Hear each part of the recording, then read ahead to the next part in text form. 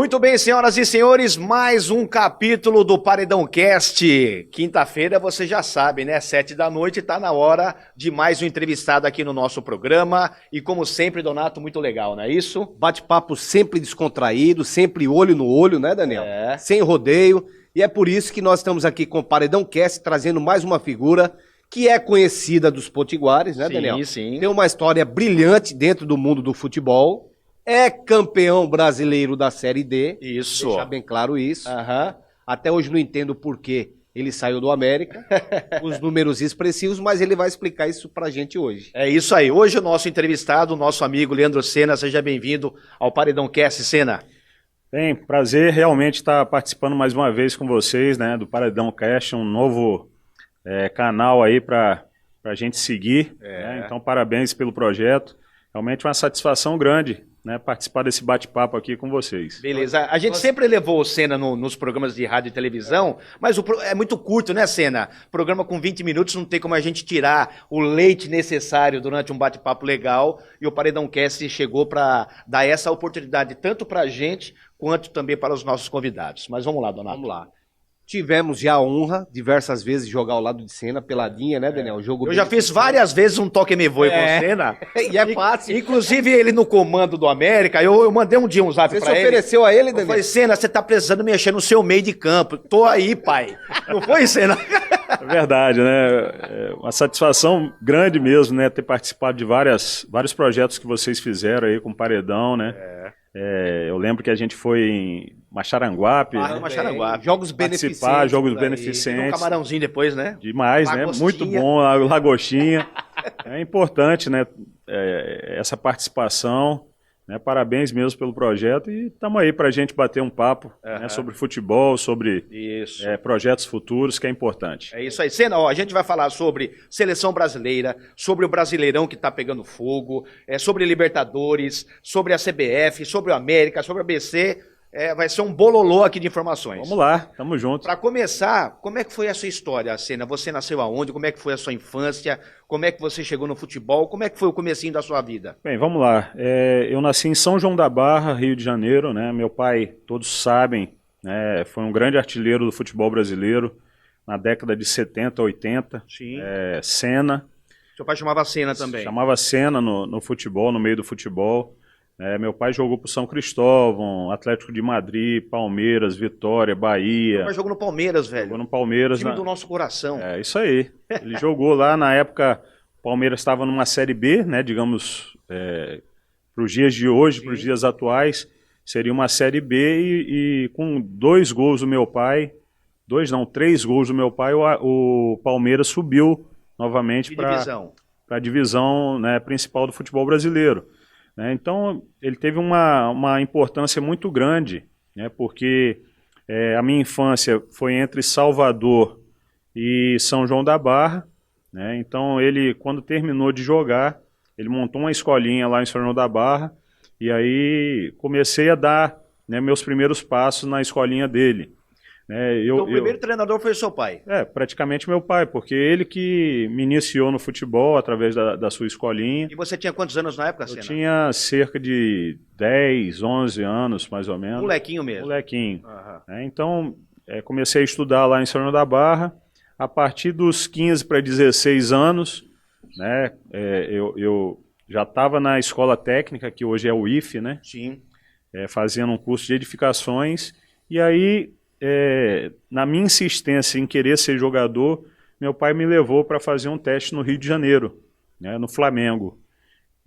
Na época, da base do Flamengo tinha o Sávio, tinha Rodrigo, tinha Magno, né, tinha o Roger, que até jogou aqui no América. Sim. Né, grandes jogadores. Então eu passei com 16 anos a morar no Rio de Janeiro, né, e joguei nas bases do Flamengo e do Vasco. Sim. No ano seguinte eu fui para o Vasco, onde eu pude jogar lá com Preto Casagrande, com o Pedrinho, Felipe, Maestro, Robinho, Igor. Isso na década de 90? Isso na década de 90. 91, 92, 93, 94.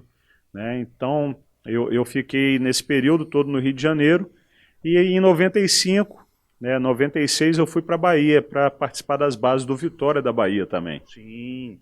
certo? Aí nas bases do Vitória, eu tive com Fernando, com Kleber, Elvis, Meia, não sei se vocês vão lembrar desse pessoal todo. Hoje, João Paulo, que hoje é coordenador das bases do Palmeiras. Sim. Né? Então, o Vitória nessa época aí tinha uma base muito forte também. Né? Então, a partir daí eu me profissionalizei. Né? Fui para o Ipiranga de Salvador. Sim. Né? Então foi na Bahia que você se tornou profissional. Exatamente, que eu me profissionalizei. Fui para o Ipiranga. Logo depois fui para o Americano de Campos. Né? Então, o Americano de Campos também tive uma passagem muito boa.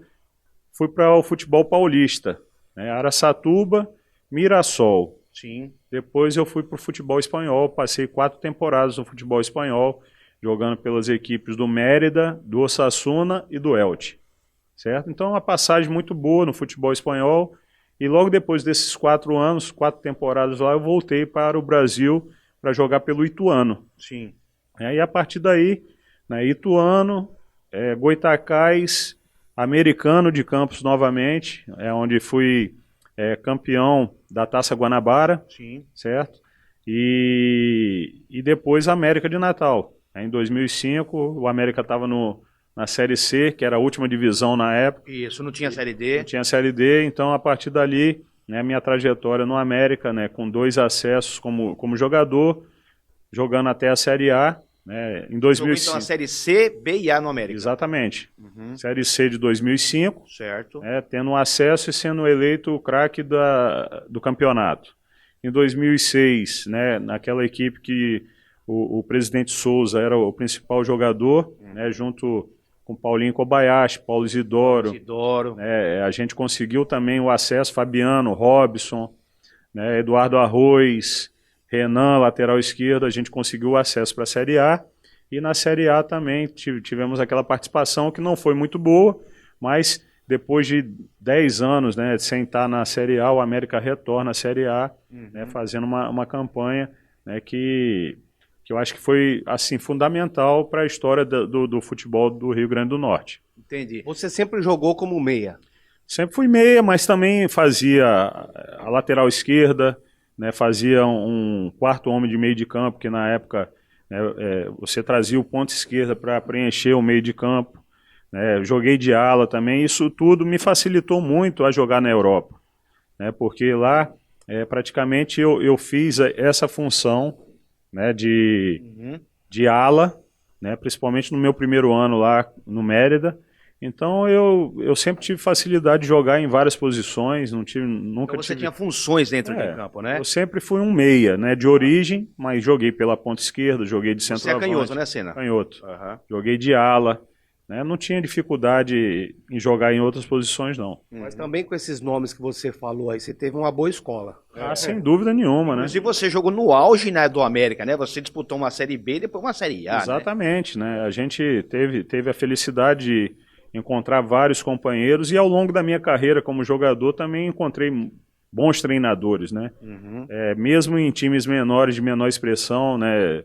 Trabalhei com o Walter Ferreira, que na época era um treinador visionário, né? no seu modo de pensar futebol. A gente fez uma campanha muito positiva no Americano de Campos com ele no comando. A gente pegou um time do Fluminense muito forte, com Felipe, Preto, enfim, vários jogadores aí renomados, né? E conseguimos vencer de 3-0 lá dentro do estádio do Americano, fora o chocolate, né? Mas assim, eu tive a felicidade de trabalhar com grandes treinadores, Heriberto da Cunha, Roberval Davino, fora do país eu trabalhei com Juan Senhor, né, no Mérida, que foi inclusive ex-jogador da seleção espanhola, né, Miguel Ángel Lotina. Essa sua passagem lá na Espanha, você tinha que idade, Senna? Eu cheguei na Espanha com 23 anos. 23. E ficou até os 27. Até os 27. Caraca, velho. Foi uma experiência fabulosa. A gente... Era muito diferente o estilo de jogo, a maneira de... Rapaz, era bastante diferente. Eu demorei um pouco a me adaptar, porque lá na época já tinha esse gramado estilo arena, Baixo. Né? Baixinho, campo molhado, a bola corria mais rápida. Jogo mais rápido. Um jogo mais coletivo, não tinha tanta individualidade. Inclusive, quem estava na época lá na Espanha era Barata, pô. Barata jogava no Tenerife, a gente várias vezes se enfrentou lá no Campeonato Espanhol da Segunda Divisão. Então, tinham vários brasileiros, né? O Fabiano, que foi treinador do Vitória, também jogava pelo Compostela. Sim. Catanha jogava no Compostela, depois foi para o Celta de Vigo. Né? Tivemos, assim, vários brasileiros, né? Na minha equipe mesmo tinha o Simval, que hoje está na Suíça. Sim. Simval foi um jogador da Ponte Preta. Tinha o Leonardo, que foi campeão brasileiro pelo Atlético Paranaense. Um volante, que é lá de Campos também. Tinha um centroavante chamado Castro, que era do Rio de Janeiro. Robinho, também do Rio de Janeiro. Então tinha uma comunidade brasileira forte, né? E na época lá, a principal contratação foi o Denilson, né, para o Betis. Foi a contratação mais cara da época. Na época, né? No Real Madrid tinha Sávio, tinha Roberto Carlos, tinha... E você jogou contra esses caras todos? Esses caras todos. No Barcelona tinha Rivaldo, Sonny Anderson, Kluivert. Era pesado, né? Você chegou a jogar no Camp Nou? Joguei no Camp Nou, joguei no Santiago Bernabéu, joguei em vários campos, né? Joguei em vários estádios. Rapaz, assim, cada um tem sua peculiaridade, né? O Camp Nou muito maior, só que é um estádio mais aberto. Sim. E o Santiago já é mais fechado, né? Então você praticamente está dentro do campo. Parede do seu lado. A parede, você parece que o torcedor está em cima de você. Vai cair na sua cabeça, entendi. Entendeu? Mas hoje houveram muitas reformas, tanto em um estádio contra o outro. Né? O Santiago Bernabéu, hoje é um estádio primeiríssimo mundo, né? Fizeram cobertura, o gramado que sai para ocupar, né? Porque lá faz muito frio, né? Então o gramado tem que ser escondido para poder ter um rendimento melhor, né? Uma performance melhor. E você encerrou sua carreira quando, Senna? Por incrível que pareça, né? Depois eu pela passagem pelo América, eu ainda joguei em algumas equipes, né? Como 13, ABC. Né? Mesmo, você jogou pelo ABC também. Fui pro futebol árabe também, passei 6 meses no futebol árabe. Jogando na Arábia também. Pelo Al Raed, né, da Arábia Saudita, na cidade de Bureida. Primeira divisão de lá? Primeira divisão, né? Você fala alguma coisa em árabe? Rapaz, Dibicoira. O que é isso? Move a bola, né? Como é que move a bola? Dibicoira. Dibiqueira. Donato Dibiqueira. Me ajude, pai. Eles também, lá eles falam muito palavrão também? Rapaz, é mais comedido, né? Tá. Devido à religião deles, eles são, assim, muito peculiar o futebol de lá. Mas você saiu bem lá ou também ou não? Eu, assim, tive uma participação pequena, porque o contrato foi curto. Certo. O objetivo era a manutenção da equipe na primeira divisão e a gente conseguiu isso. O treinador era Luiz Antônio Zaluar, que era um brasileiro, né? Então tinha outro brasileiro também na equipe, o Felipe Campos, né, do Rio de Janeiro. Então foi curto, foi uma experiência fabulosa, porque é uma cultura totalmente diferente. Né? E voltando da Arábia, né, aí eu entrei naquele projeto do Alecrim, em 2009, né, onde a gente teve o acesso, né, foi o primeiro ano da Série D. Eu na época estava jogando ainda, a gente conseguiu o acesso, mas eu terminei como treinador. Não sei se vocês vão recordar. Você jogou e eu virou joguei, treinador. E aí no final, né, na fase final já, com acesso garantido, eu assumi como treinador. O técnico caiu, você assumiu? Não, na verdade, diário, treinador. Certo. Já foi para o América, para salvar o América em 2009. E você eu assumi como treinador. Então nessa reta final eu fiquei como treinador. Acabou a temporada. Já era o segundo semestre, eu fui a São Paulo, fiz o curso de treinador, mas eu voltei a jogar em 2010. Sim. Né? Então meu coração ainda pedia que eu esticasse um pouco a minha carreira, eu já estava com 34 para 35 anos. Sim. E aí fiz o curso da Citrefesp, né, que na época ainda não tinha o curso da CBF. Isso. Né, eu fiz o curso da Citrefesp e a partir daí, né, eu voltei a jogar em 2010 no Americano de Campos. Terminou o estadual lá, da primeira divisão, o time da minha cidade, a prefeitura da minha cidade, montou uma equipe na 3ª divisão. Você vê como as coisas do futebol, né? E aí, meu pai era o treinador. Foi um negócio bem interessante porque, né, a prefeitura monta um time profissional na minha cidade, na 3ª divisão do Carioca. Sim. Com meu pai de treinador. E você como jogador. Eu fui contratado, porque eu estava no americano, fui contratado juntamente, só podiam 3 acima de 23 anos, né? Eu fui contratado, Glaucio, goleiro que foi do Goitacás, e Rondinelli, meu primo, que lateral esquerdo que jogou no Goiás, no Sport, Sim. né? Também fazendo parte desse projeto. E aí a gente se sagrou campeão da 3ª divisão, e aí subimos para a Série B do Carioca, né? O Esporte Clube São João da Barra foi campeão da 3ª, eu como capitão do time e meu pai como treinador. Aí eu encerrei minha carreira. Entendi. Você tinha quantos anos, né? Eu tinha 35 anos. 35 anos. Eu já estava cursando faculdade de Educação Física. Sim. E aí, né... Você já tinha em mente ser treinador? Não, na verdade eu tinha em mente trabalhar com futebol, fora das 4 linhas, quando encerrasse a minha carreira. Certo. Né? E aí comecei a fazer Educação Física. Já quando eu estava encerrando minha carreira, eu estava já no 3º. Já conciliava. O 4º período, estava conciliando. E aí eu retorno para Natal, né? Porque na época eu era casado com uma menina aqui de Natal.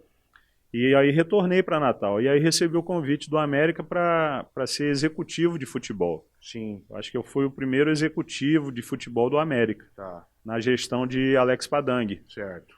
E aí a gente começou a trabalhar fora das 4 linhas, né, nesse mercado de monitoramento de atletas, de poder indicar atletas para o América contratar. Eu me lembro, você por várias vezes eu encontrava a cena olhando jogos de outras equipes, né?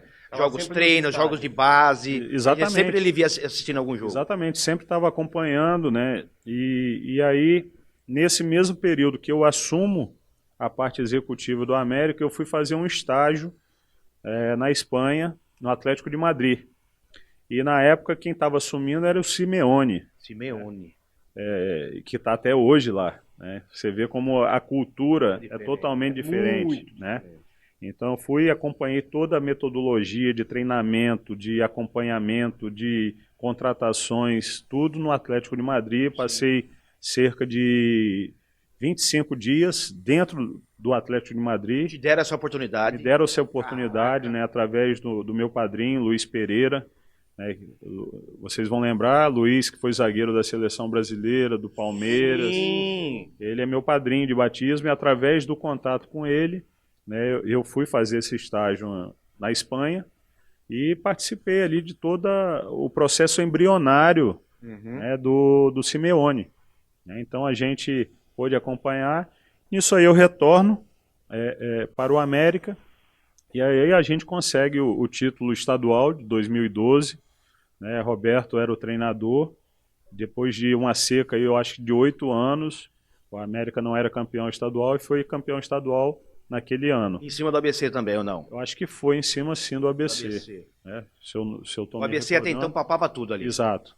Né? E aí eu chego no final do ano e eu comento com o presidente, né, que eu não queria mais a gestão, eu queria estar participando dentro do campo. Tá. Isso você falou com o Alex Padang, né? Exato. E aí o Roberto também me deu muita força na época, né, para ser um auxiliar permanente do clube. E aí eu passei a ser um auxiliar permanente do clube, né, já de 2012 para 2013. Tá.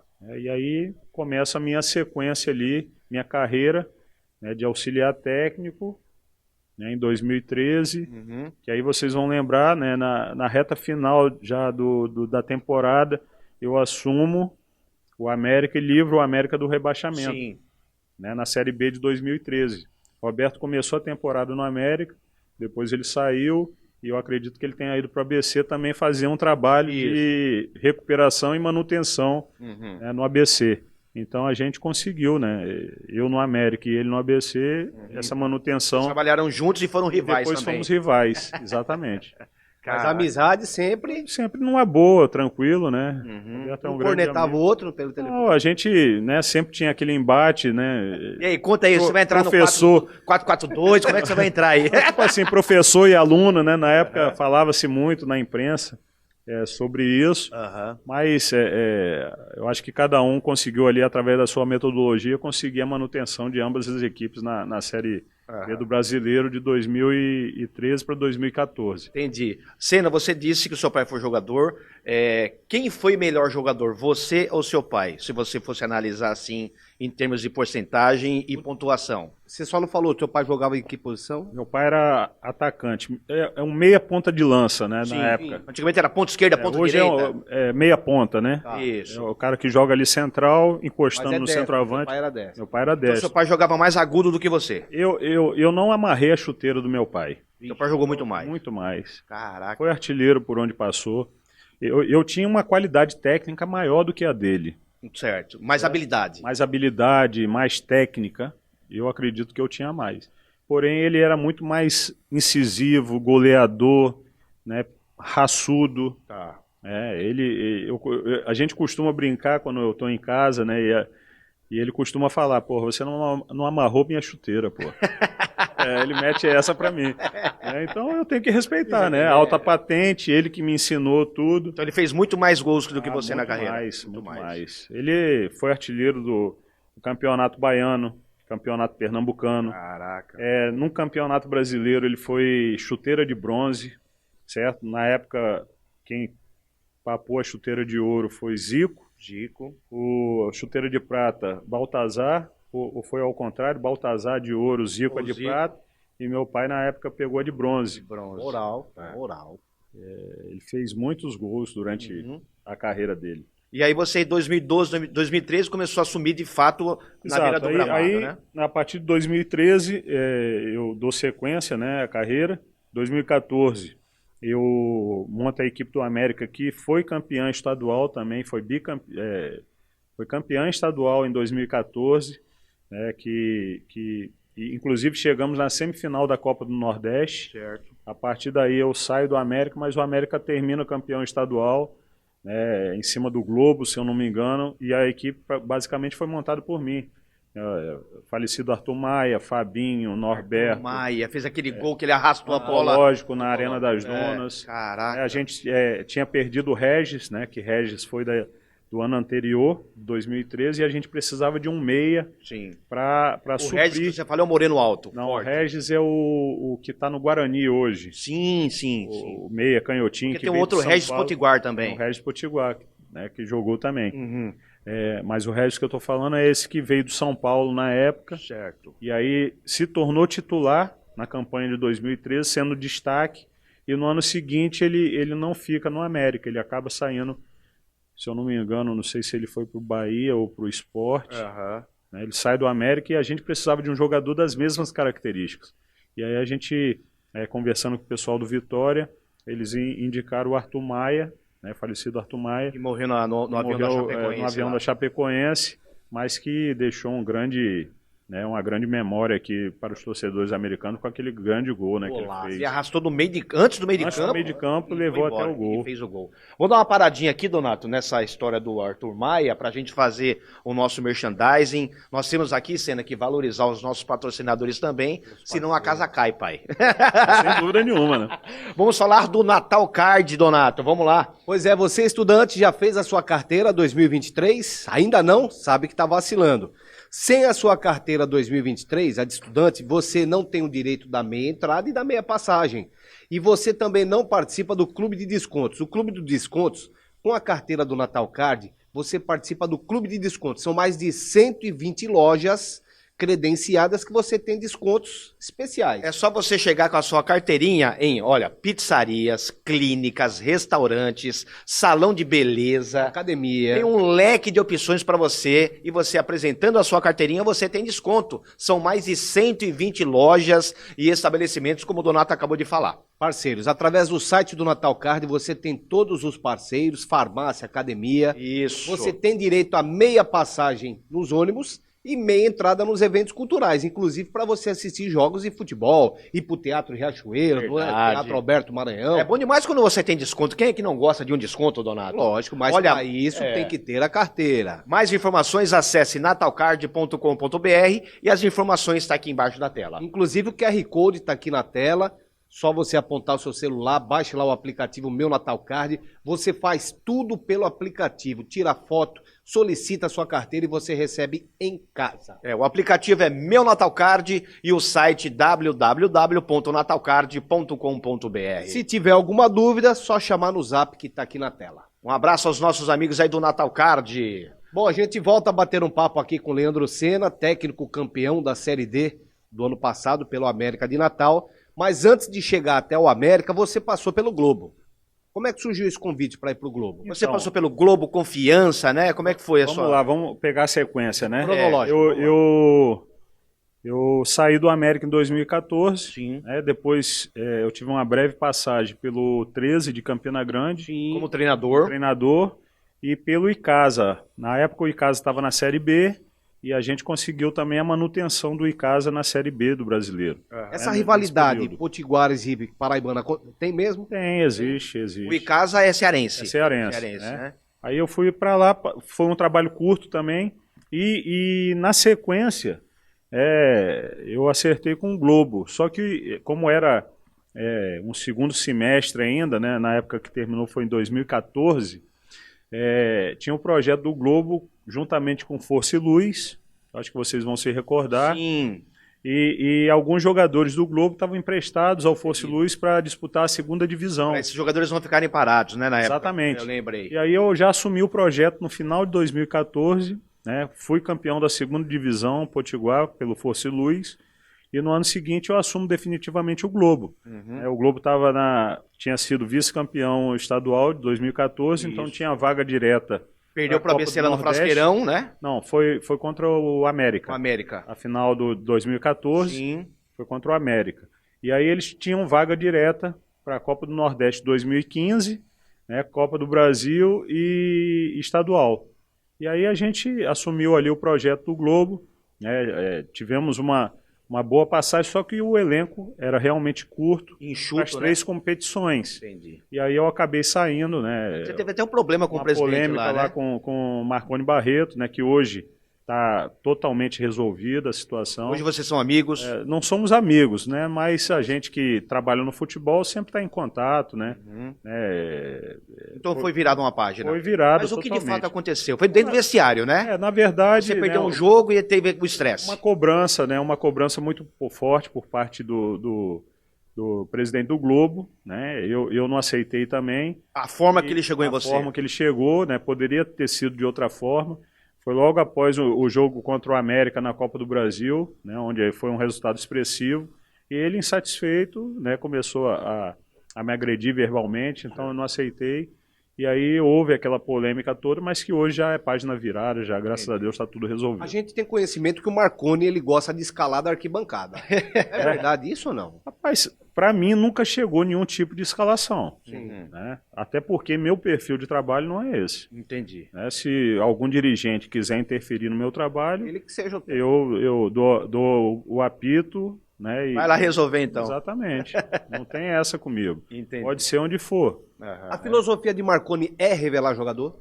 Eu acredito que sim. O projeto dele, você vê aí que ele pegou vários atletas que passaram no ABC e no América que não tiveram muita chance, deu uma maturidade maior aos caras no Globo e os caras conseguiram desenvolver, né? O Romarinho é o maior exemplo disso aí. O Romarinho, eu não lembro, você foi da época de Negueba ou não? O Negueba era ele era mais novo. Era da base, no ele caso. chegava, tinha alguns treinos que ele fazia com a gente, mas ele era muito novinho. Muito novo. Né? Ele é diferenciado? Ele sempre diferente. Diferenciado. Sempre foi diferente. O seu lateral esquerdo era o Renatinho Carioca. Não, aí Renatinho já foi com o Luizinho em 2016. Sim, mais pra frente, então. Eu tive lá, se eu não me engano, era Rafael no gol. Sim. Giovani, lateral direito. Mercinho, Robson. Lateral esquerdo era... Eu não estou lembrado, mas foi um menino que jogou no Açu. Sim. Aí Josiclei, tinha Alemão, tinha Renatinho Potiguar, Sim. tinha Romarinho. Você foi treinador do Renatinho Potiguar. Foi no Globo. Diferenciado, né? Diferente demais. Renatinho muito técnico e lá no Globo ele jogava numa função mais avançada. Meio avançado. Meio avançado. E ele então, já tinha uma idade... mas ele fazia diferença lá, né? Sim. Sempre se cuidou também, Renatinho. Se cuidava bem. Uhum. Né? Na época, Ricardo Urubu, ele fez a pré-temporada, mas aí ele foi negociado para a Coreia. Até hoje ele está lá, né, Senna? Eu acredito que sim. Se ele não está lá, está fora do país. E o clube ficou com uma boa parte da grana, né? Com certeza. Né? Com certeza. E os seus atacantes eram? Era Romarinho. Tinha Renatinho. Eu lembro que o Romarinho corria demais. Tinha o Marcel, que era um meia que teve uma passagem pelo América, que é lá de Salvador. E o centroavante tinha Fábio Silva. Sim. Assim de cabeça eu não me recordo muito, mas tinha uma rapaziada experiente. Então você conseguiu fazer um bom trabalho no Globo, Senna? Consegui, dentro do que me foi dado. Dentro do possível, né? Dentro do possível. Uhum. Acredito que a gente conseguiu. Tanto é que essa base aí, ela permaneceu para 2016, onde conseguiu, né, mais sucesso ainda, né, com o acesso à Série C. Na sequência tiveram acesso, acho que foi em 2016 ou 2017. Sim. Né, já com o Luizinho, acho, no comando. Né? Então, aí saí do Globo e aí, se eu não me engano, eu recebi um convite de Roberto para começar a auxiliar ele. Certo. Ele estava no América no ano do centenário. Foi isso mesmo, E aí eu voltei para a parte de auxílio, né? Aí fiquei de 2015, segundo semestre, até final de 2016 no auxílio. De Roberto Fernandes. Aí Você sempre se deu muito bem com o Roberto? Sempre. Porque ele é um cara enérgico, né? Mas eu sou um cara tranquilo, de boa, então a gente sempre se deu bem. Vocês discutiam muito ou não? Muita coisa. Tem que discutir. Eu acho que se você for auxiliar um treinador e não tiver uma discussão com ele, de nada serve. Se você disser só amém pro cara, não adianta. E a discussão era sempre em prol do clube, melhor. Em prol do clube, em prol do trabalho, entendeu? E aí em 2016, né, a gente foi pro Confiança, conseguimos a permanência do Confiança na Série C. Sim.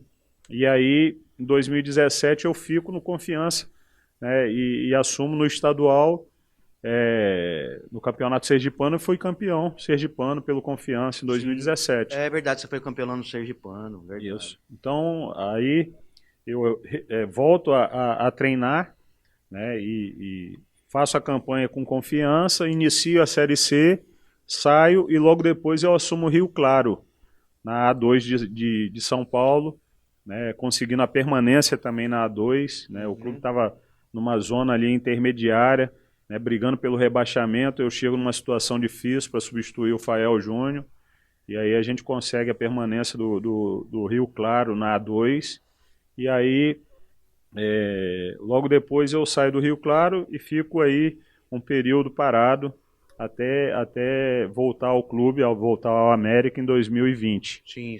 Como auxiliar permanente do clube. Você teve várias vezes idas e vindas no América. Exato. O América Você sempre deixou as portas abertas, né? Sempre. O América sempre me deu oportunidades e eu sempre fiz também por merecer as oportunidades, né? Sempre deixando as portas abertas. Sabe o que eu acho a dificuldade dos clubes, principalmente dos clubes nordestinos, Senna? Por que é que os clubes paulistas, os clubes cariocas valorizam mais a base? Porque a gente vive numa cidade que não tem dinheiro, essa é a verdade, papo reto, né? Não tem investimento, a gente não tem grandes empresas que chegam junto com os clubes. Por que é que não se valoriza as bases? Por que não segue o exemplo, por exemplo, do Palmeiras, que revela grandes jogadores, né? Ajudam no profissional e também são vendidos e deixam uma cifra Por que não se valoriza? Vamos lá. Se você citou muito bem aí a questão das empresas, né? Que não dão suporte em termos de patrocínio para os clubes daqui. Sim. Então, é muito difícil fazer o futebol de hoje em dia sem dinheiro. Né? Quer dizer, não se faz nada sem dinheiro, né? Exatamente, essa é a verdade. Né? Então, o que eu vejo que os patrocinadores que patrocinam a ABC, a América, né, e outras equipes aqui do futebol do Rio Grande do Norte, elas não têm muito dinheiro, muito aporte. Tá. Né? E esse pouco aporte que vai para o profissional. Tá. Né? Porque as equipes já não têm tanto recursos, digamos assim, de sócio-torcedor, outros recursos. Mas você não acha, Senna, por exemplo, claro que a grana vai no maior potencial para o profissional, mas assim, numa gestão, num cara que entenda de futebol, ele não tem que te dar um suor para essa base, porque vai ser o futuro desse clube. Só que aí politicamente é difícil, porque geralmente o mandato dos presidentes são de 2 anos. Entendi. Entendeu? E um trabalho não tem tempo de resolver. Um trabalho de base consistente é no mínimo 5 anos, 6 anos, para você, né, produzir um garoto que ele atinge uma maturidade e um potencial de venda. Ele vai ajudar o clube lá. Exatamente. Então,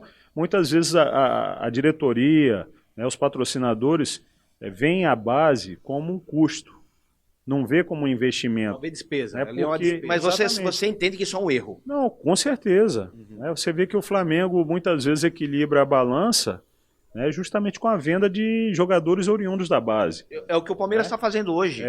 Por exemplo, o Flamengo, nos últimos anos aí, Vinícius Júnior, Paquetá, Matheus Sávio, uma pancada. Aquele zagueiro que foi pro Red Bull. Isso.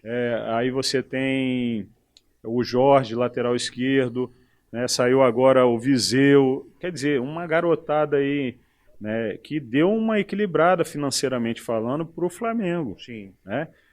Aqui teria que ser uma gestão mais longa, que eu acho que é isso que o América tem buscado com a SAF. A SAF agora. É justamente uma gestão de base maior, constante, para que o clube consiga... daqui 5, 6 anos revelar alguém. Exatamente, revelar para poder ter esse recurso também. Entendi. Essa filosofia que a gente enxerga aqui, essa dificuldade da base, você foi treinador em vários clubes do Nordeste, é a mesma coisa? Falta investimento? Eu acho que, por exemplo, Vitória da Bahia, Bahia, Sport, Ceará, Fortaleza, já tem uma visão mais próxima a essas grandes equipes do Sudeste. Tá. Mas não tem um aporte financeiro maior exatamente, também. Né? Eu acho que tudo envolve o recurso financeiro, né? Sim. O Vitória, há muitos anos, ele era uma das equipes que sempre formava jogadores, colocava jogadores na seleção brasileira, né? Não é de hoje. Hoje deu uma caída, mas sempre teve uma base muito forte. Batia de frente com São Paulo, com Flamengo, com Palmeiras. Então, muitas vezes o dirigente ele vê como custo. E como o mandato é curto...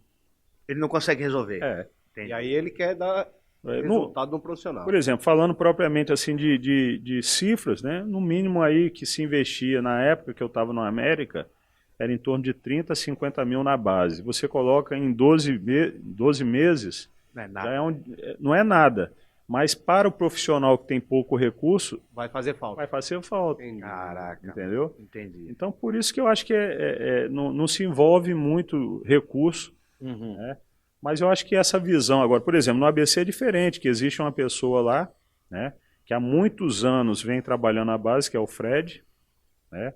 E muitas vezes o ABC não chega nem a colocar o garoto no profissional. Já vai embora direto. Ele já coloca antes, já com um valor estipulado, que essas equipes maiores, foi o caso de Fecim, de Matheus Matias, né? Do próprio zagueiro lá, Rodrigues, né? Sim, o Tonhão, que é Rodrigues. E aí o ABC tinha um recurso todo mês que era oriundo dessas vendas, né? Que pro clube maior era pouco, mas pro clube de origem era muito, numa folha, digamos assim. Você como treinador, Senna, você sempre, nos clubes que você passou, você sempre olhou para a base ou não? Não, sempre trabalhei com garotos oriundos da base, né? Desde 2013, se você for lembrar aqui, eu lancei Judson, volante que hoje está nos Estados Unidos. Tá bem, né? Rivaldo, meia. Isso em 2013 para 2014. Você tirou esses caras da base. O Glaucio, o atacante. Jamerson, zagueiro. Sim. Onde é que tá o Jamerson? Jamerson, eu acho que hoje ele está no Uberlândia. Ele jogou pelo Juazeirense, né? Sim. E depois, agora eu acho que ele está disputando o módulo 2 com o Uberlândia. Certo. Né? Então, assim, a gente sempre procura captar. Agora mais recente, né, o Beto, meia, quem mais? Juninho, volante. Sim. A gente pôde oportunizar eles no profissional do América. Tem que saber o tempo certo de colocar o cara. Tem que saber. Agora mesmo, né, antes da minha saída, Henrique, um meiazinho promissor, né, o próprio Tiringa, apesar de ter poucas oportunidades, já estava conosco no profissional. Então eu sempre procurei dar oportunidade. Se o garoto for bom, eu coloco para jogar sem medo nenhum. Durante a sua passagem como, viu, Donato, uma última pergunta, esqueci de perguntar, na época de jogador, que você jogou inclusive na Espanha, qual foi o jogador que você jogou a favor ou contra esse cara acima da média do que eu vi? Cara, na Espanha, na minha chegada lá, eu falei até do Simval, né? Sim. Ele foi um cara extremamente diferenciado, porque além dele ser pra gente um Cicerone lá, porque ele já levava alguns anos no Mérida, ele tecnicamente era um cara muito diferente. Muito diferente. Teve um outro cara que, isso aí eu tô até suspeito para falar, que foi Souza, no América. No Araçatuba eu joguei junto com a Dil, que hoje a Dil inclusive vive em cadeira de rodas, mas foi aquele meia que jogou no Corinthians. Sim. Muito bom Diferenciado. jogador. E contra, sim, cara, eu passei pelo Campeonato Espanhol, na época era Raul, era Rivaldo, Sidorf, Redondo. Dentro de campo é demais. É diferente, Morientes, Cierro. No Betis tinha Esses caras são muito inteligentes, né, Senna? Muito, pensa antes. Antes da bola chegar, ele já mapeou, ele já faz a leitura. Já enxergou, já fez a leitura, já faz a jogada. E hoje, infelizmente, esses caras não estão na Série D e na Série C, né? Nessa divisão, não. Não dá. Qual é a faixa salarial hoje de um jogador de Série D e Série C, a média? Varia muito, né? Sim. Tem jogadores na Série D ganhando 30 mil reais. Caraca. Por exemplo, em clubes como Mas também tem jogadores ganhando 3 mil reais. 1.500, R$1.000, um salário mínimo. Caraca. Às vezes tem jogadores até pela oportunidade, né? Nem pelo dinheiro. Vitrine, né? Vitrine. Como é que é feita a capacitação, Senna? Por exemplo, você estava no América recentemente. Como é que funciona? Você está precisando de um volante, um meia e um zagueiro. Como é que funciona isso? Vamos lá. Chega informações de empresários, de clubes, vídeo, informação de técnico. Como é que existe isso ainda, contratar por vídeo? Não, assim, o vídeo é importante para você ver a característica. Não é só vídeo. Você vê a característica do atleta, né? Se o atleta é veloz, se o atleta é lento, se ele tem uma característica que dentro do seu modelo de jogo ele possa ajudar. Né? Não é só por vídeo. Né? A partir do vídeo, né, a gente procura fazer aí já passa apanhado. Uma outra etapa. Outra etapa na fase de contratação. É uma peneira realmente. Mas a primeira é vídeo, então. A primeira é o vídeo. A primeira, por exemplo, um empresário entra em contato ou com o diretor de futebol, ou com o analista, ou comigo, e aí ele manda o link do jogador. Certo? Dentro desse link do jogador, a gente avalia se a característica preenche aquele requisito que a gente quer. Se ele preencher, aí a gente passa a fazer, né, uma triagem. Informações extracampo, com ex-treinadores do atleta. Isso que eu ia falar, você liga para os caras? Ligo. Eu ligo para o último treinador do atleta para saber como é que ele foi, se ele realmente tem um perfil profissional. Se é disciplinado, se é problemático. Exatamente. Entendi. Se vale a pena correr o risco, quando você pega um jogador problemático, se você vê que o jogador ele tem a característica que vai ajudar a sua equipe, você coloca na balança se vale a pena correr esse risco ou não. Então é tudo, e dentro disso aí, não é só o treinador que aprova. O presidente aprova, o diretor, existe um consenso. Existe consenso. Dentro desses riscos que a gente coloca, né, o próprio departamento de análise. O treinador, ele consulta também alguns atletas do elenco, aqueles mais de confiança? Consulta, mas não é o indicado. Né, porque o atleta ele sempre vai querer colocar o amigo dele empregado. Entendi. Então você fala mais mesmo com a diretoria antiga, os técnicos. Exatamente. Entendi. Você até explica, por exemplo, eu estou trazendo o Donato, mas eu quero que ele faça a função de um losango no quadrado, que ele chegue na linha de fundo. Existe essa conversa? Existe. Por exemplo, se realmente há um interesse, né? Um exemplo, Donato. Donato, eu jogo nesse sistema, você acha que você consegue... Você vai ter que voltar, você vai ter que fazer... Existe uma conversa prévia, né, para poder saber se ele cumpre realmente essa exigência. Entendi. Né? Então, E acontece também muitas vezes de você ver, por exemplo, o cara estava jogando em outro clube e lá ele resolvia. E chegar aqui e não resolver. Tem muito disso também. Acontece. É o tal do não encaixou. Você, por exemplo, a gente pode citar um exemplo claro, assim, até que aconteceu comigo.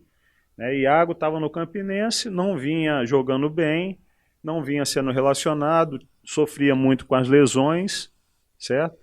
Mas eu já conheci Iago do Confiança, eu sabia o potencial dele.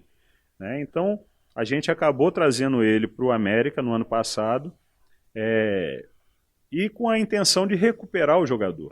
Então, eu conversei com ele. Ele ia chegar e não ia resolver na hora. Não ia resolver na hora, mas eu conheci o potencial dele, sabia que ele poderia realmente resolver.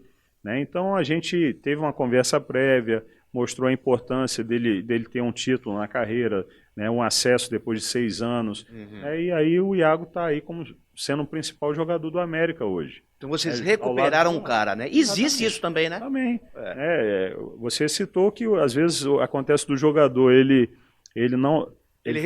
fazia uma temporada belíssima e no ano seguinte ele não conseguia render. Existem N fatores, porque o futebol não é só... os caras não são máquinas, né? Às vezes o cara perde um pai, perde uma mãe, tem um problema familiar, não se adapta a uma cidade mais fria, mais quente. Às vezes o extracampo é um contexto muito grande para poder a coisa dar certo. A gente vê isso em clubes grandes, por exemplo, o Marinho rendia uma coisa no Santos e no Flamengo ele rende outra. Exatamente. É diferente, né? Sem dúvida. Senna, vamos falar mais agora de América, que a gente já passou de 30 minutos, de bate-papo. Você, na última passagem pelo América, Série D do Campeonato Brasileiro e estadual, você teve 16 jogos, 10 vitórias, 3 empates e só 3 derrotas. E você foi demitido do clube. Você foi demitido, você saiu, como é que foi? Mas isso você responde daqui a pouco. Que eu quero fazer um agradecimento especial aqui à InovaNet, conectando gente. A InovaNet é a nossa fornecedora, a nossa provedora de internet. Isso aí é Série A, viu, Sérgio? Aí é Série A. Não deixa o nosso... Essa internet não cai. Não deixa o nosso podcast na mão, não fica travando, não fica lento, não fica aquela bolinha rodando na tela. Você que tem a sua empresa, que precisa de conexão de qualidade para não deixar a sua empresa na mão, InovaNet, conectando gente. Aí é padrão FIFA Série A, viu, Senna? Não cai. Nunca caiu pra Série B. Aí não trava.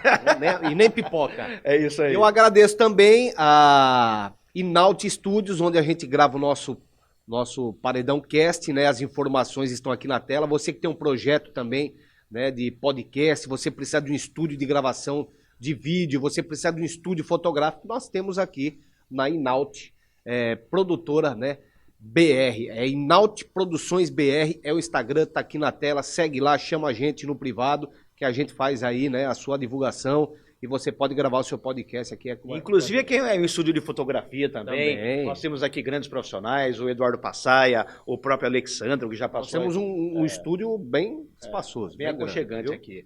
Vamos lá, e agora o Senna falando da Leandro Senna, como é que pode? Colocar números aí na mesa aí. Como é que pode um treinador campeão brasileiro da Série D, pegou uma equipe desacreditada, ninguém acreditava, eu não acreditava que o América seria campeão da Série D nunca.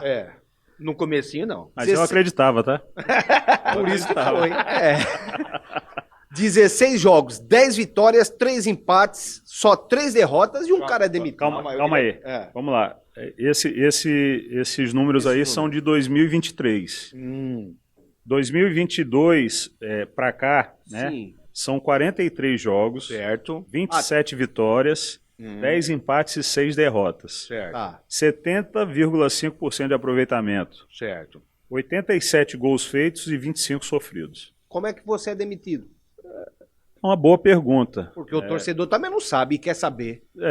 Foi uma pergunta muito boa, porque com esses números é difícil. Nessa temporada mesmo, eu acredito que existia uma pressão muito grande para a gente participar da Copa do Nordeste, depois avançar na Copa do Brasil, e a gente acabou falhando nessas duas competições que eram importantes para o clube e para os torcedores. né? E eu acredito também que a perda dos 2 clássicos acabou acentuando, né, esse nível de pressão, né, pela troca de comando. Mas realmente, se for se basear pelos números, são números muito positivos, né, muito bons, né, e que apontava pela continuidade, né, do trabalho. Mas enfim, a diretoria ela resolveu a troca. Porque o termômetro, Senna, é a torcida. Que a torcida é quem começa primeiro o movimento pedindo a cabeça do treinador. A gente não viu isso no América. Mas vimos pouco, né? Não foi houve alguma contestação, né? Mas se há de ver que a gente, essa temporada com poucos recursos, né? O nosso adversário numa Série B, né? Contratando vários jogadores, né, com potencial. Senna, você acha assim, você acha que não você, porque não é tudo você que decide, que o América errou em manter certas peças para uma Série C? Não, o América errou. Eu acredito que não, porque se você for pegar, né, casos anteriores, né, vou trazer até para o meu exemplo. Em 2005, a gente subiu para uma Série B. Tá. A base da equipe da Série C, ela ficou para a Série B. E que deu suporte para o acesso à Série A. Então, no nosso... São parecidos os jogadores, o nível de competição da Série D para a Série C? Muito parecido. É muito parecido. Da D para C. Da D para C é muito parecido. Certo. Só que existe um equilíbrio maior entre as equipes. Certo? Tanto é que os resultados 2-1, 1-0, 1-1, 0-0. Tudo sempre apertado. É muito apertado. Não existe uma disparidade de resultado como na D. Na D existe 4-0, 3-0, 5-0. Mas o nível competitivo é muito igual. Né? O que eu posso dizer, né, falando propriamente do meu caso, é que dentro do nosso planejamento, que foi traçado, manter uma base e todas as contratações que viessem para o América seria para elevar o nível do elenco. E isso não aconteceu. Por que não aconteceu, Senna? Eu acho que pelo recurso financeiro. Né? Eu acho que o América estava com uma certa esperança. Mesmo sendo prioridade... Mesmo sendo prioridade... Porque se você sobe de divisão, você tem que melhorar alguma coisa. Com certeza. E esse foi o primeiro planejamento que a gente fez com a diretoria de futebol, com a presidência, né, de justamente elevar o nosso elenco. Né? Só que os recursos, eles foram escassos. Né? Primeiro semestre sempre é muito difícil para equipes que não têm patrocínios fortes, né, se apoia muito no sócio-torcedor ou em competições que tragam recursos, que é o caso da Copa do Nordeste e Copa do Brasil. E isso a gente acabou falhando, a gente acabou não conseguindo entrar nessas competições. E fora isso, só para não cortar o raciocínio, a competitividade com estaduais mais poderosos financeiramente falando, né, para você trazer atletas, entendeu? O cara vai deixar de jogar um paulista, um carioca, um mineiro, um gaúcho para jogar um potiguar. Não vai trocar nunca. Uma Copa do Nordeste? Não vai. Porque ele sabe que ele está no centro do futebol. A visibilidade é diferente. Muito maior, entendeu? Então eu acredito que eu sofri um pouco com essa dificuldade. Não estou aqui dando desculpa, né, porque dentro do que foi planejado, a gente procurou tirar o máximo, né, dos atletas. Né, e infelizmente, né, os números dizem por si só, né, talvez não era o melhor caminho a mudança, mas já que foi feito, vida que segue. Só para complementar aqui, Senna, você não teve êxito na Copa do Nordeste nem na Copa do Brasil. Onde é que o Senna errou? O que é que você faria diferente hoje, mais cascudo? Não, eu acho que não houve um erro assim, pontual. Eu acho que a limitação de elenco, né, a gente perdeu para um jogo importante da Copa do Brasil o Alas Pernambucano. Né, que não foi para aquele jogo do Iguatu. Claro que é uma referência lá. Né? Na pré-Copa do Nordeste, a gente conseguiu passar a primeira fase contra o Motoclube no jogo excepcional de 5-0. Né? Depois fomos para um confronto fora de casa, né, um campo lá do Coruripe. Difícil de jogar, fomos para os pênaltis, e pênalti, né, é competência, logicamente, mas hora você pode... ganhar e hora você pode perder. Né? Você vê ontem a final da Copa do Nordeste, por exemplo. O Sport amassou o Ceará no primeiro tempo. O Ceará foi nos pênaltis resolvido. E aí resolveu nos pênaltis. Na Ilha do Retiro lotada. Na Ilha do Retiro lotada. Então o pênalti, né, é sempre uma incógnita. Então acho que não houve um erro pontual. Eu acho que houve sim, né, dentro desse planejamento a gente acabou perdendo alguns jogadores importantes, né, caso de Norberto, a gente não tinha, só tinha um lateral direito, né, no caso o Everton. Do lado esquerdo a gente tinha o Luiz Paulo e depois saiu o Rafael Carioca para um futebol armênio. Sim. Então a gente foi perdendo algumas peças importantes sem a reposição necessária. Na mesma proporção. E no jogo mais pontual do ano, que foi aquele contra o Iguatu, né, que uma chuva, um dilúvio, né, o cara acertou uma bola, né, foi muito feliz naquele chute, que eu acho que de 10 chutes, se ele acertar de novo... Nunca mais. Eu acho que nunca mais ele acerta. O campo estava pesado também. Entendeu? Então, assim, eu acho que não houve um erro. Certo. Né? Foi uma situação pontual, né? Mas o que eu posso dizer é que em 2 anos seguidos, né, através do nosso trabalho, a gente conseguiu dar calendário para o América. Em 2022, vocês vão recordar, o América perdeu o primeiro turno, foi recuperar o segundo turno,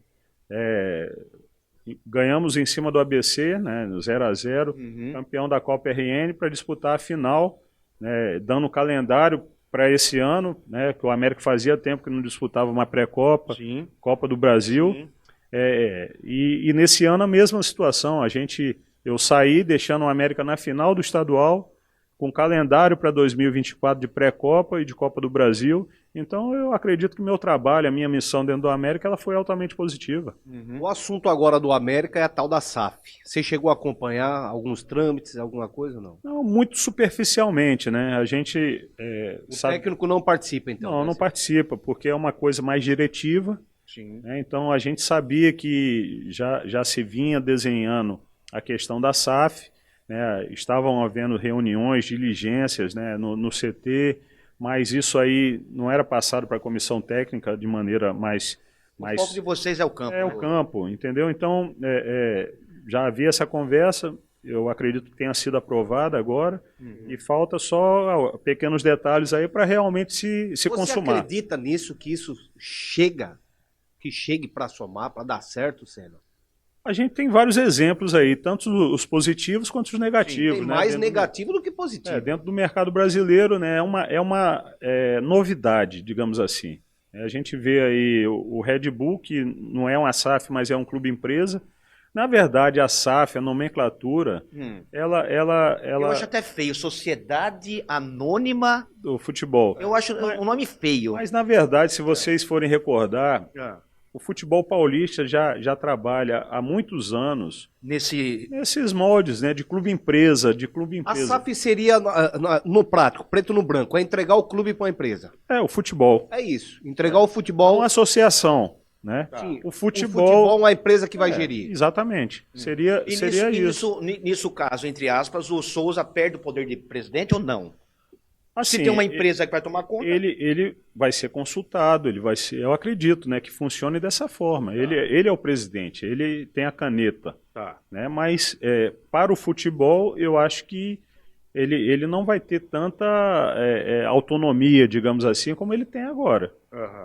Essa é a visão que eu tenho. Entendi. A partir do momento que você terceiriza o futebol para uma empresa, aqueles gestores, os investidores é que vão passar a comandar, pelo menos no futebol, sim. Tá. Senna, como é que foi a sua saída? Você estava em casa, alguém te ligou, como é que foi? A saída foi logo depois do Clássico, né? A gente acabou perdendo por uma infelicidade ali no último minuto do jogo, inclusive depois do jogo seguiria o trabalho normal, como assim foi feito, né? Segunda e terça-feira. Casa, tranquilo. Segunda e terça-feira a gente deu treino normal, e aí na quarta-feira, né, eu recebi uma ligação do Moura, que é o diretor de futebol, para a gente conversar que a diretoria estaria trocando o comando técnico. Então foi uma de boa, assim. De boa, tranquilo, né? A gente entendeu todo esse processo aí. As palavras de Moura foram: a SAF está chegando, a gente vai reformular alguma coisa. Exatamente, justamente isso. Moura falou: Senna, tivemos uma reunião hoje de manhã com a SAF, né, eles querem fazer já, implantar um pouco do trabalho deles com relação ao comando técnico, e aí a troca de comando. Eu falei, não, tranquilo, isso aí a gente entende perfeitamente. Tá, e vamos, vida que segue. O Souza falou alguma coisa com você, o presidente, ou não? Não, a gente conversa sempre, né? Mas quem conversou comigo diretamente foi Moura. Foi Moura, né? Te ofereceram uma outra oportunidade dentro do clube? Não, eles até queriam que eu continuasse, né?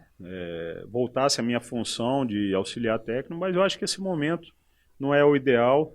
Eu acho eu acho que você já está em outro patamar, exatamente, né? Eu acho que a missão que me foi dada de conseguir um acesso depois de 6 anos, ser campeão brasileiro, realmente ficaria difícil eu voltar a uma função de permanente do clube, né? Até porque um profissional vai ser contratado, como é que esse profissional veria essa situação? E eu também, né, optei por seguir a minha carreira. Na verdade, antes mesmo de ser convidado para o América em 2020, eu já tinha um pensamento de dar seguimento à minha carreira, né, de treinador.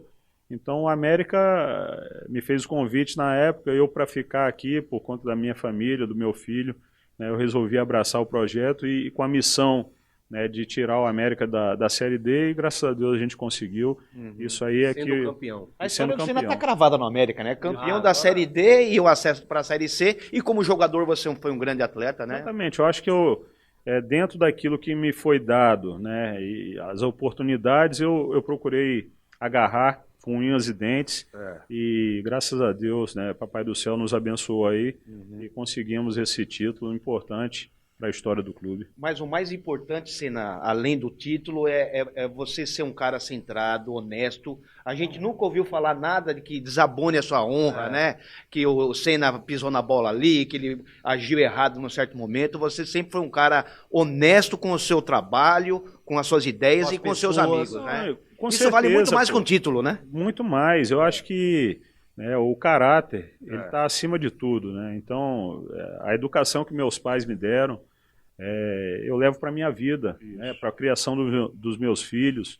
Isso que é o que mais importa na vida, né? Dinheiro nenhum vai comprar isso, vai pagar isso. É verdade. E eu só tenho gratidão mesmo, porque mesmo nas horas mais difíceis, né? Você sabendo muitas vezes que até você tem uma experiência a mais com com outros treinadores, né? Você está no auxílio ali, procurando ajudar em prol do objetivo do clube, né? A humildade, né? De estar servindo, eu acho que é um grande legado, isso aí não tem preço.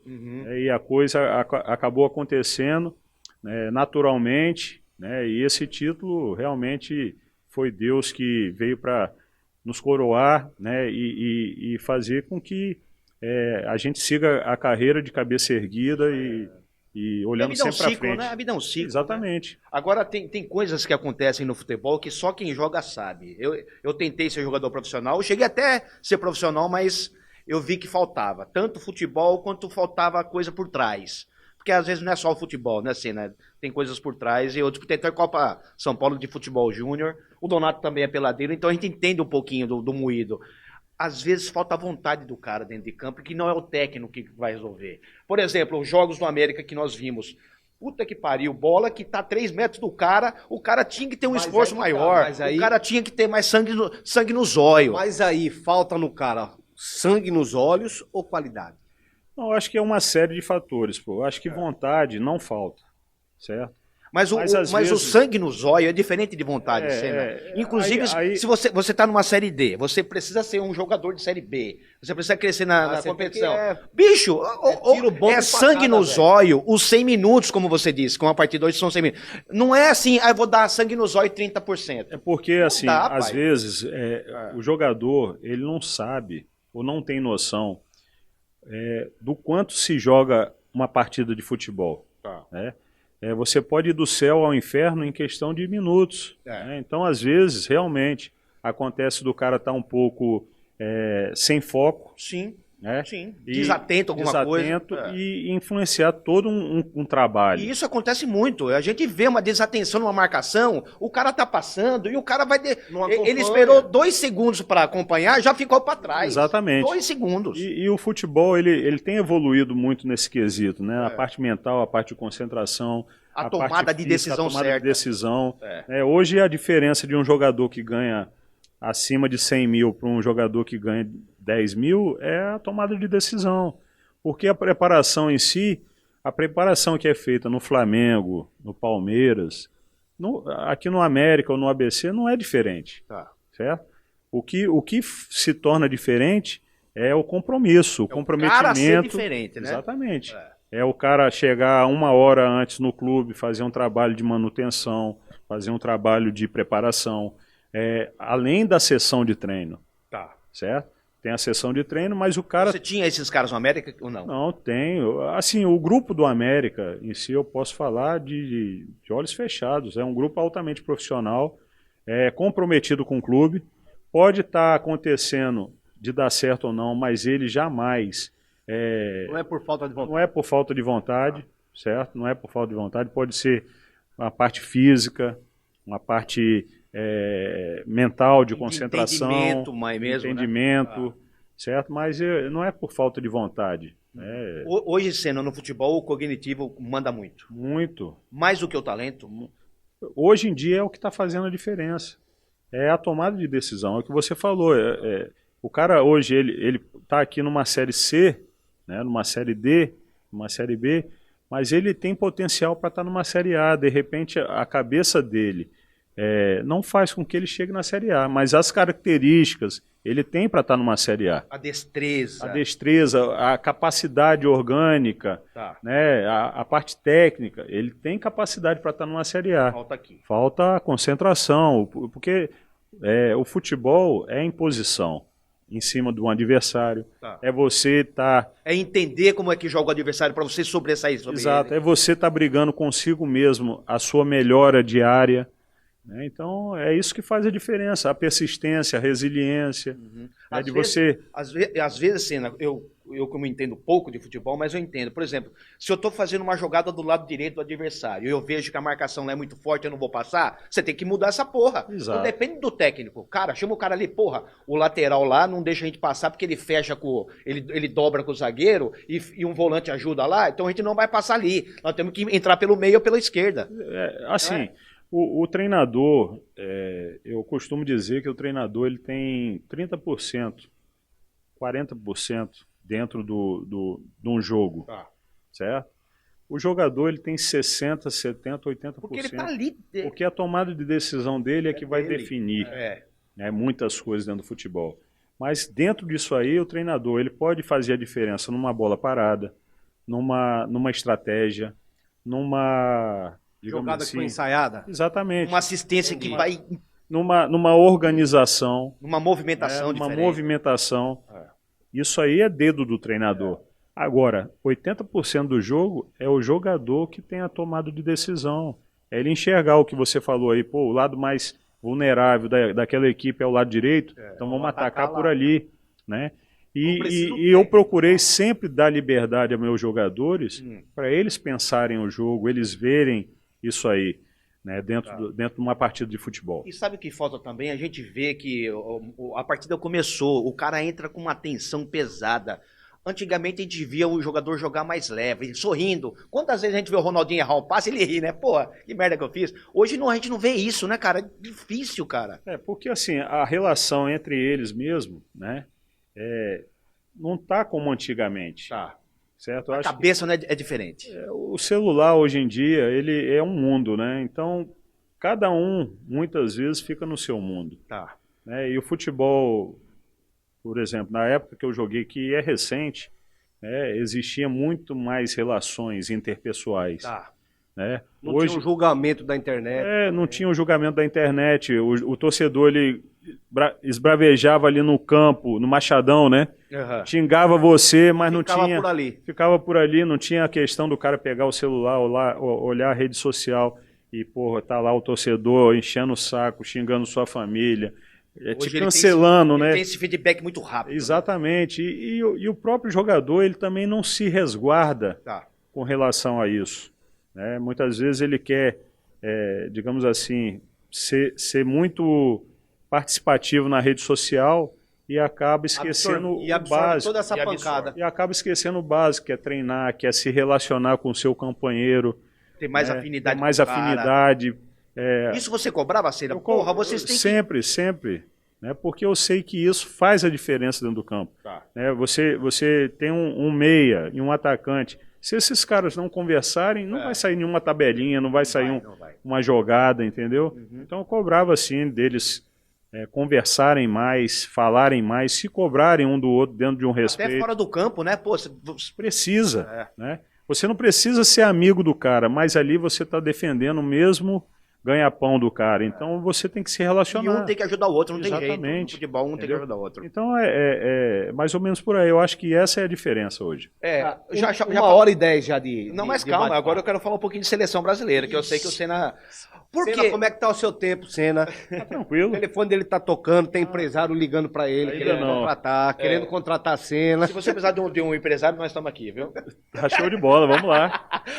Tá lá. Senna, mudando um pouquinho de chave agora, por que é que a seleção brasileira hoje não faz os olhos dos brasileiros brilharem mais, como antigamente?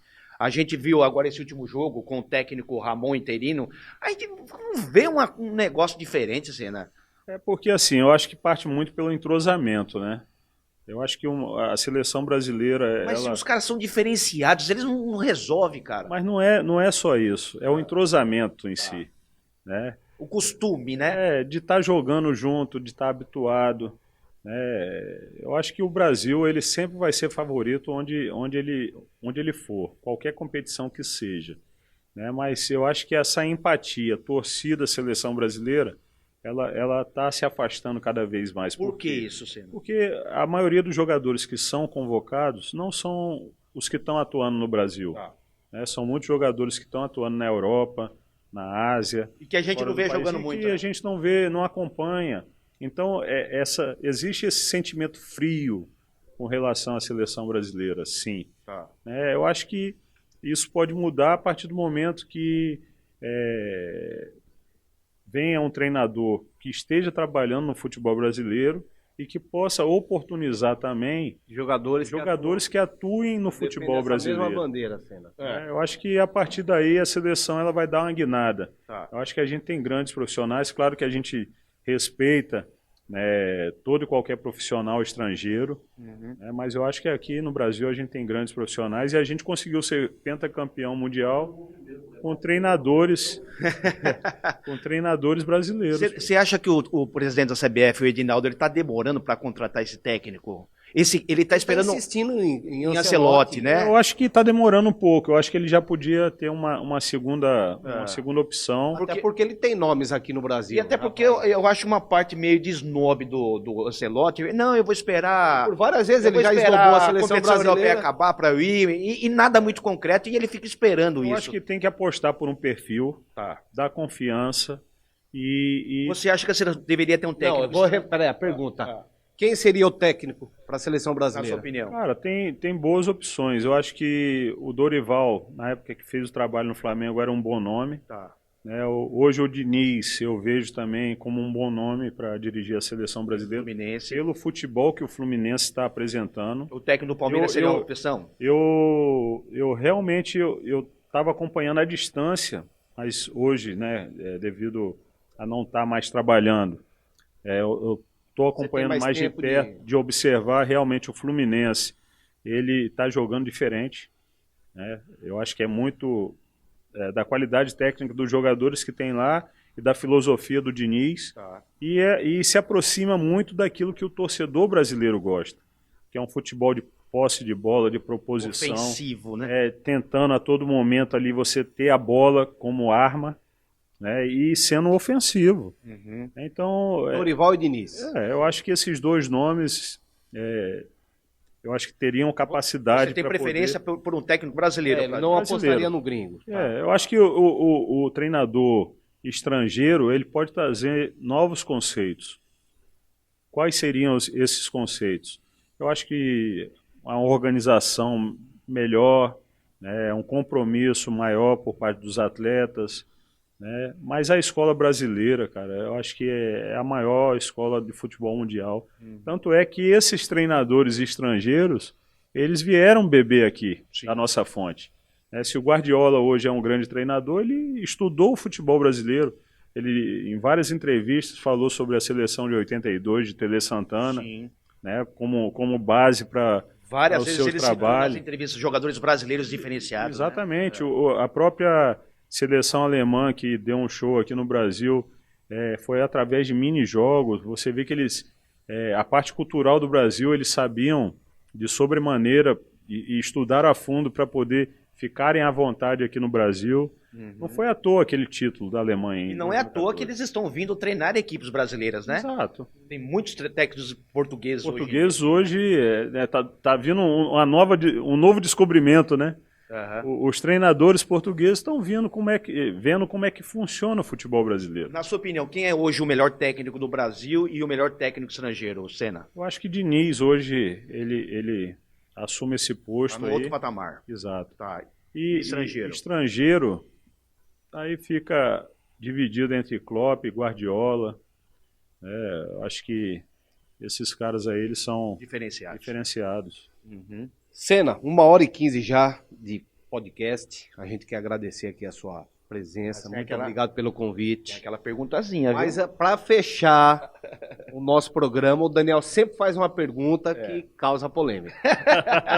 Você adiantou para a Senna já? Vamos mandar um recadinho novamente. Eu vou deixar ele pensar agora. Tá. Nós fizemos um grande sucesso na época aqui, Senna. Você era jogadora ainda e nós tínhamos um programa na rádio chamado Paredão. Eu acho que você chegou a ouvir. Era um programa de humor, de resenha. E nós tínhamos uma pergunta lá: quem você coloca no paredão? Você vai colocar alguém no paredão, alguma. E o porquê? E o porquê. Então vai pensando aí que a gente vai falar do Natal Card. Atenção, estudante, carteira de estudante, a CIE, né? Carteira estudantil 2023 já está disponível. Com ela você tem direito a meia entrada nos eventos culturais. Com ela você tem direito a meia passagem do busão. E com ela você tem direito ao Clube de Descontos Natal Card, onde você tem mais de 120 lojas parceiras com descontos especiais. Descontos que variam de 5% a 30%. É isso aí. Você quer saber quem são essas lojas, esses estabelecimentos? Entra aí no site natalcard.com.br, vai lá no Clube de Descontos e você vai ver todas as opções onde você tem desconto com o seu cartão. 120 lojas parceiras, farmácia, academia, padaria, açougue, supermercado, salão de beleza. Tem tudo, rapaz. Loja de eletrônico. Clínicas. Tudo. Para isso você tem que ter a carteira 2023. Então entre aqui, as informações, entre aqui com o QR Code, baixe o aplicativo Meu Natal Card, você faz a sua carteira pelo aplicativo e recebe em casa. Se tiver alguma dúvida, chama no Zap que está aqui na tela. Facinho, facinho. Para encerrar a cena, quem você coloca no paredão? Cara, eu não tenho uma pessoa específica assim para colocar no paredão, mas eu acho que os maus dirigentes do futebol brasileiro, eles atrapalham o futebol? Eu acho que sim, porque a falta de convicção em muitos projetos, em muitos trabalhos, acaba amputando, digamos assim, um trabalho que poderia ter sucesso. A gente teve um exemplo agora recente de um dirigente da Série B, né, do brasileiro, que saiu metralhando basicamente todos os treinadores brasileiros. Isso é ruim para a categoria, isso é ruim para quem contrata, porque ele que está contratando. E não se pode generalizar, né, Senna? Não porque se tem pode. maus profissionais também, técnicos, mas, porra, tem os bons Exatamente, também. ele colocou todo mundo... Eu não acompanhei esse assunto. Quem é, Senna? Quem foi? Eu queria, assim, deixar Em aberto. em off, né? Mas vocês vão saber. Mas ele foi a público, a imprensa Foi ou a não? público, foi a Ele é imprensa, diretor da onde? de um clube de Série B do brasileiro. Série B. Tá. Certo? Ele acabou de demitir um treinador. Certo. E aí generalizou que os treinadores brasileiros são ruins ou menos pior. Não se pode generalizar. E aí eu vejo isso com assim muito Tristeza, né?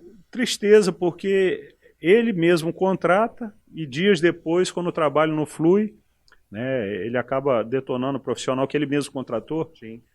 Foi até pauta num grupo dos treinadores, né, e houve um pronunciamento por parte da FBTF, né? Que é a Federação Brasileira de Treinadores de Futebol. Sim. Falando sobre esse caso, né? Eu acho